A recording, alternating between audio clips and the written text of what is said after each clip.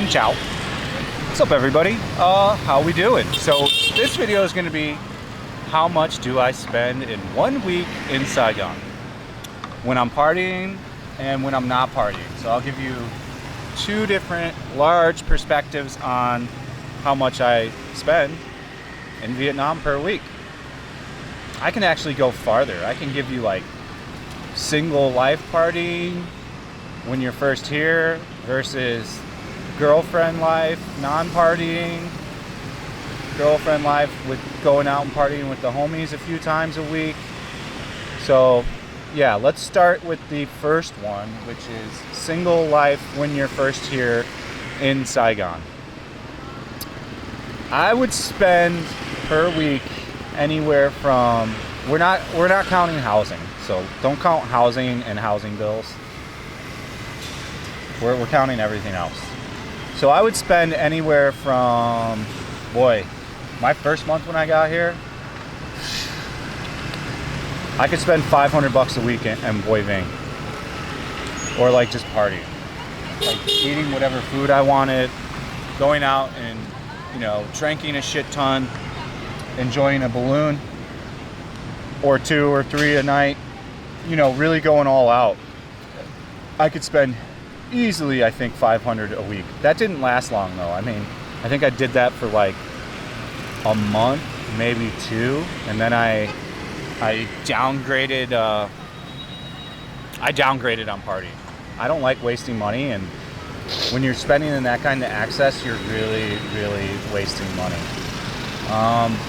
When you first get a girlfriend, you'll probably spend a little bit of money, at least a couple $100 a week, because you're going to be going out to a lot of date dinners and stuff like that. So yeah, I'd say around $200 a week when I first was with Winnie. Maybe sometimes less, depending on how frequently we would go out, but we tended to go out all the time when we were first dating. We still go out a lot. I mean, we go out and eat probably 2 to 3 times a week. I mean, right now it's the cheapest though. Like, I like to be at home. I like to go out and film during the day while she's at work, and then I like to be at home at night. That's primarily what I like to do with my evenings. I like to play a video game. Maybe like I'm in Red Dead Redemption 2. I'll be playing Valhalla soon. After I finish with Red Dead, I'm like 58% through Red Dead, so I should probably beat that soon. And then I'll play another game. Or we would watch like a Korean movie or a Korean drama. I really love K-dramas, K-movies. I'm going to do a video on Korean dramas and K-movies soon. It won't be popular, but I don't care. I finally shot the first episode of the Fat and Broke podcast, so that'll come out this week after I edit it. The Fat and Broke podcast is exclusively available on Patreon. You can join Patreon for as little... Wow, that's a badass fucking Mercedes. It's a nice AMG. That's a proper AMG too. It's not no faking. But yeah, so if you want to see the podcast made for Patreons only, and I usually put a video a week out for Patreons only as well, you can join the patreon.com/Fat and Broke. If you just want to give an anonymous tip for a video you may have liked, that is paypal.me/Fat and Broke. Anyways, back to the topic at hand. So yeah, really you're going to spend the most when you're single and you go out partying. You can spend $200 in a night if you go crazy on partying, even $300 a night. So you've got to be really conscious of your money and what you're spending, and not to get too drunk and go and blow a wad through all your money. Now, if you're just visiting for like a month, no big deal. I mean, okay, sure, blow 2 or 3 racks. But if you're smart and good with your money, you can just spend like $1,000 in a month. Like, I'd say we spend less than $1,000 now a month. I'd say $200 to $500 maybe in a month tops. Probably less than that. Some months maybe $100. I cook a lot of the meals. We eat at home a lot. Like I said, we go out to eat 2 or 3 times a week, sometimes once a week. All depends on how we're feeling that day. I'm pretty keto now, so I buy meat and then I eat that on a little like Korean barbecue cooker thing I have at home.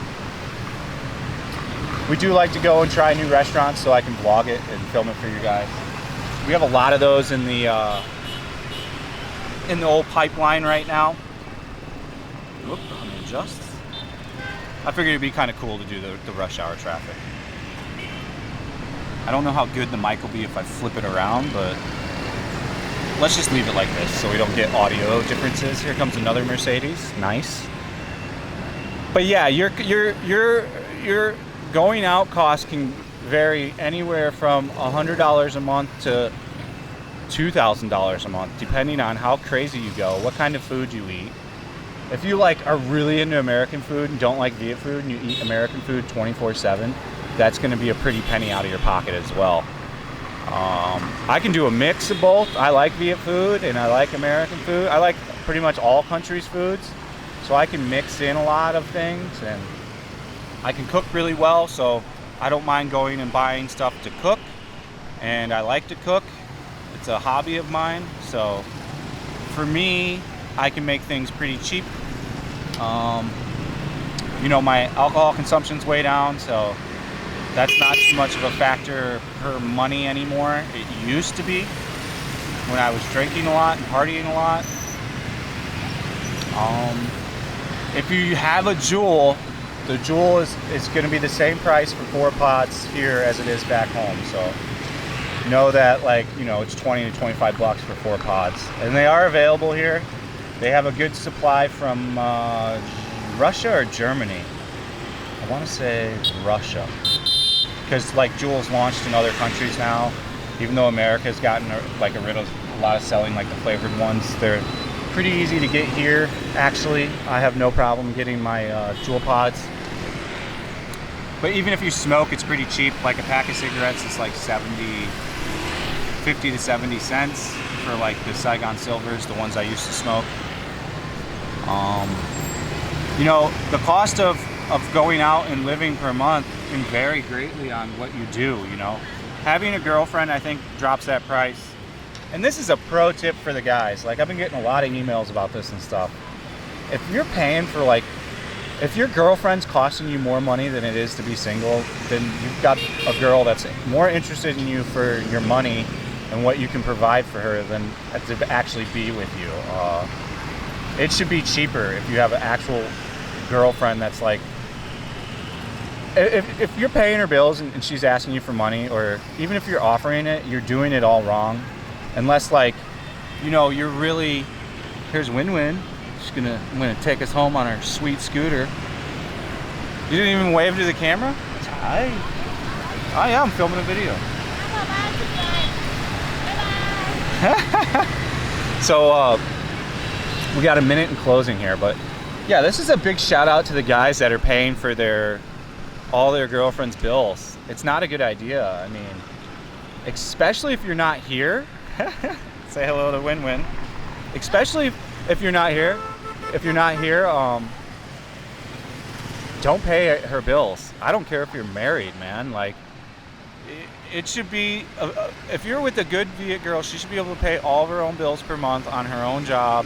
And sure, if you want to buy her something on occasion, but giving like a monthly allowance, that's no go, guys. Like, and that goes anywhere. That's not just a Viet girl. Like, if you're in a relationship with a girl where she needs a monthly allowance, why is she there with you?